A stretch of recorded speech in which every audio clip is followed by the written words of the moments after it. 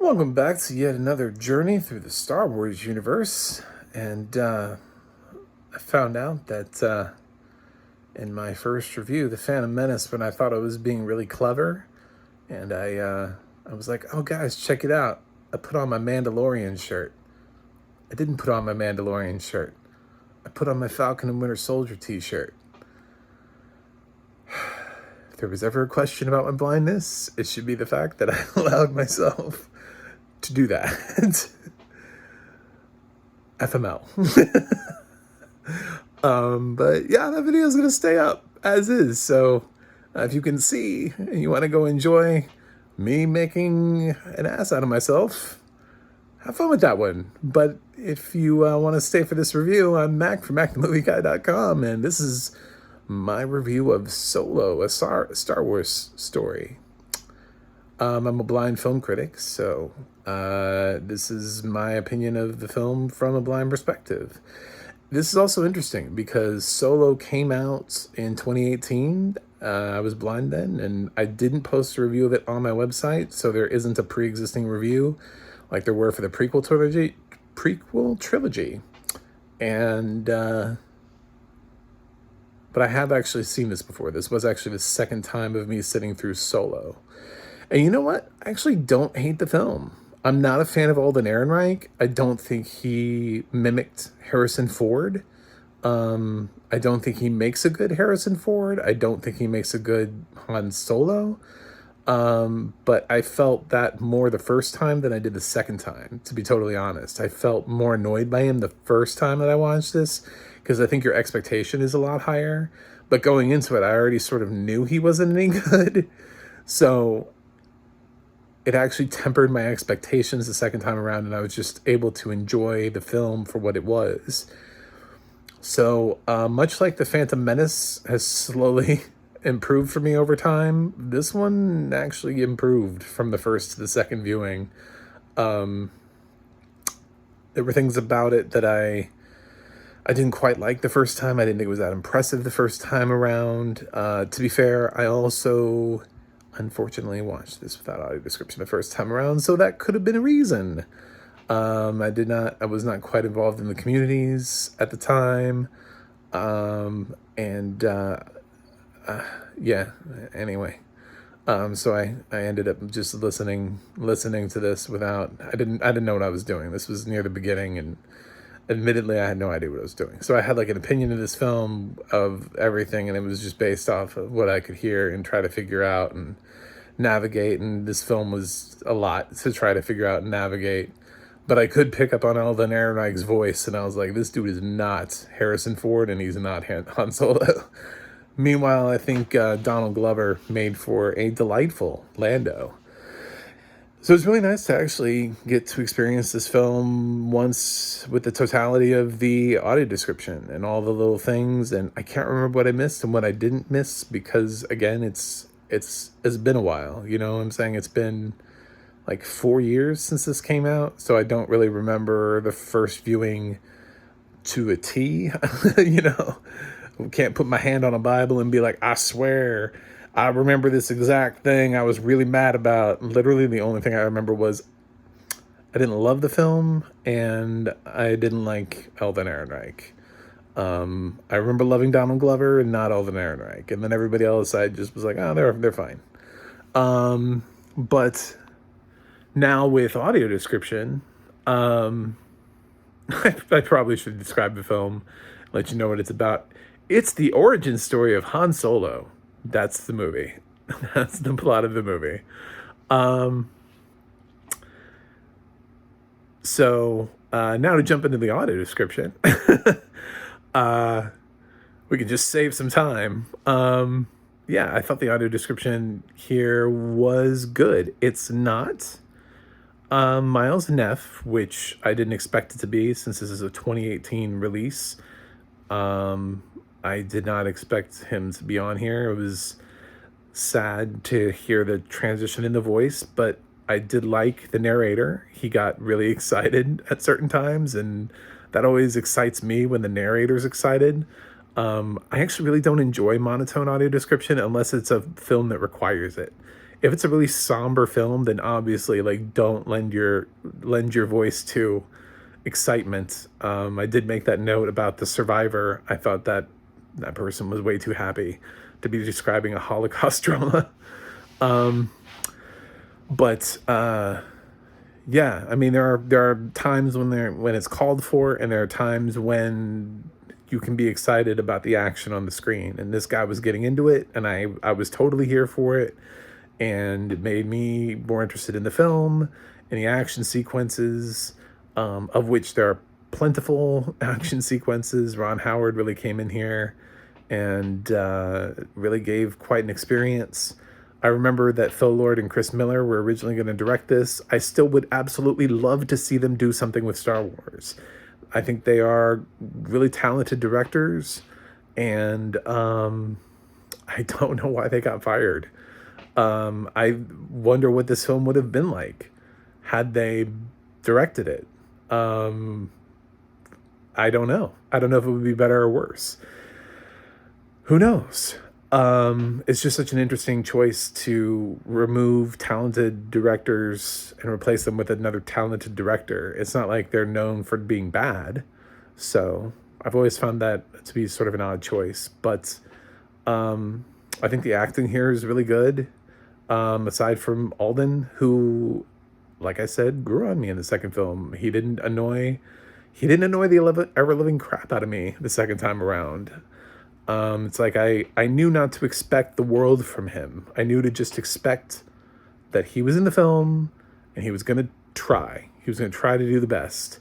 And actually, coming out of watching 2 films with Hayden Christensen, Alden Ehrenreich is a better actor. He's just not Harrison Ford.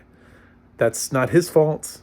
It's the casting director for looking at Alden and being like, oh yeah, this guy can play a young Harrison Ford. No, he can't play a young Harrison Ford. They're not the same thing. You're missing out on the quality of Harrison Ford. Those two are not the same person. Try again, you know? But the film does have this really one odd moment. I do have to talk about it because I feel like sometimes my movie reviews have almost linear storytelling within themselves, because I frequently reference other reviews. It's like you have to have watched my other reviews to get the current review you're in. But when I was talking about Rescue Rangers and how the complete lack of character name drops in that film, like all of the cameos, and how there are cameos with characters that talk, and you just get a character that's described and it doesn't tell you who the character is in the reference. And I know that was a Disney title, and Disney specifically told people, well, you can't say these names, right? So that was like my Rescue Rangers rant. You can go check it out. Please do, because that audio description needs to be re-recorded. But so I went into this film and I'm like, okay, so this is a Disney film. Disney made this. Disney had bought Star Wars by this time. This was made under the Disney Star Wars banner. So they should have had the same sort of concern and set of regulations for this film. And if that is true, then they're assholes. Because I can tell you, from the moment he's on the screen, immediately in the audio description, when Han Solo falls into the pit, and they're building up. They don't tell you what's in the pit. They say that there's I can't remember, like a creature or a monster or something's down in they just reveal, like, just something down in the pit, right? And then they throw Han down in there because he's supposed to be eaten by whatever this thing is that hasn't eaten in 3 days. And he goes into the pit, and you get a quick description of something that's, got brown matted hair, and Han's freaking out, and he's like, oh my God, what's going to get me? And then all of a sudden, while they're still enemies, and these two people have not met, and they're not buddies, the audio description just comes in and goes, it's Chewie! Okay, great. I don't think that's what's supposed to happen there. I really don't. I mean, I think that's probably if I could see, I think that's maybe the logical conclusion I might have come to. But at the same time, honestly, blind people, most Wookiees look exactly the same. So they really do. So to say that I would have immediately recognized Chewie, I don't know. Without all of his extra gear on him, if he was just a brown Wookiee, I might have just thought it was a Wookiee. But no, that immediately in the immediately in the audio description, what I've been told is a golden rule of audio description gets broken, and he is called by his name as soon as he's revealed. It's Chewie. So Han and him have not met. They're not friends. They do fight, and Han has to convince him to not kill him. He's like, I've got an escape plan. And he gets this whole thing together, and then they escape together, and then they get on the ship with the rest of the crew, and they slowly become friends, and it leads to this scene, which doesn't make any damn bit of sense anymore, because literally the scene turns into, what's your name? Chewbacca? Oh, that's too long. I'm gonna need to give you a nickname. You know, like, that scene doesn't make any sense, because 5 minutes before, you literally just, it's Chewie. Good. Thank you. Thank you for ruining the surprise of clearly what Ron Howard was going for was a more dramatic reveal than that. Like, I guess we were supposed to wait for the confirmation that it was Chewie.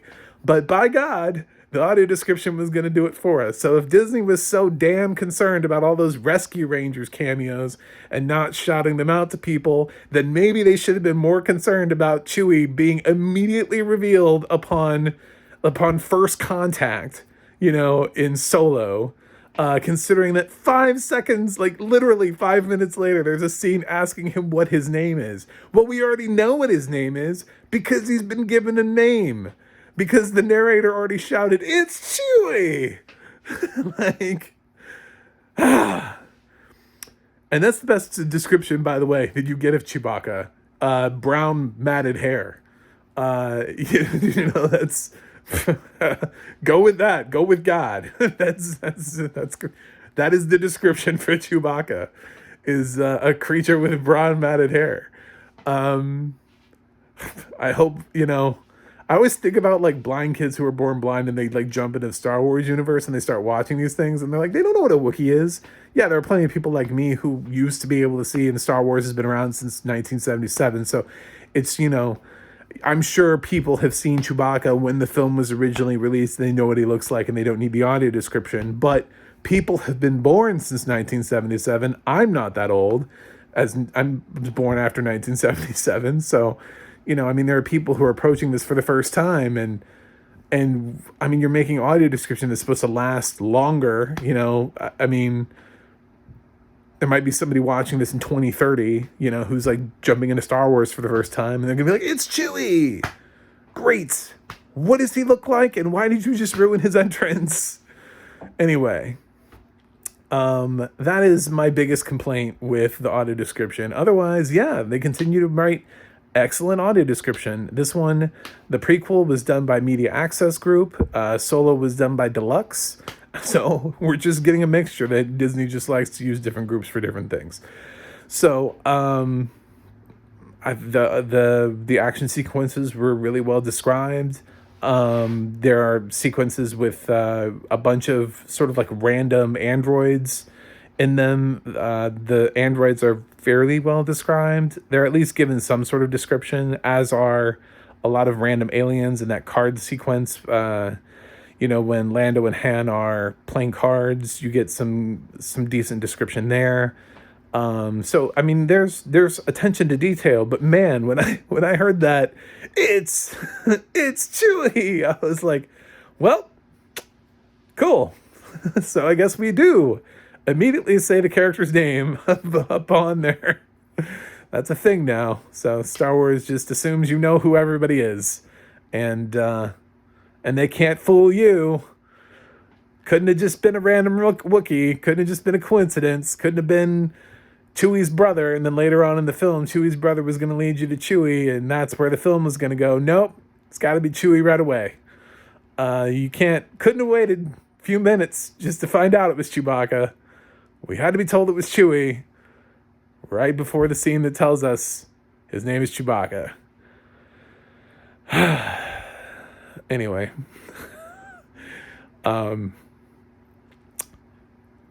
it's amazing what Disney's okay with and what Disney's not okay with.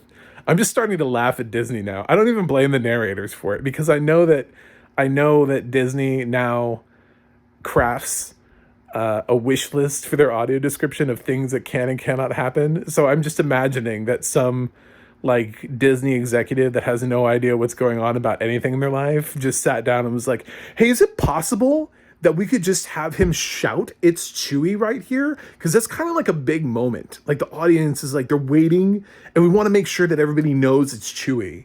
And then somebody was like, but there's a scene like 5 seconds after this that asks him what his name is, and if we tell it now, then it makes that scene pointless. And the Disney exec was like, nah, it won't matter. Just do it now. You know? Like, whatever. And then the audio description people were like, all right, I guess we're shouting it's Chewie. Cool. Thanks. Because I know that the rule is to not use the name right away until the name has been used. I know that that's like the basic rule. So somebody had to have made the decision, the unusual decision to put that in there. But it's just made funnier by the fact that just a few minutes later, we have a sequence where he's asked what his name is.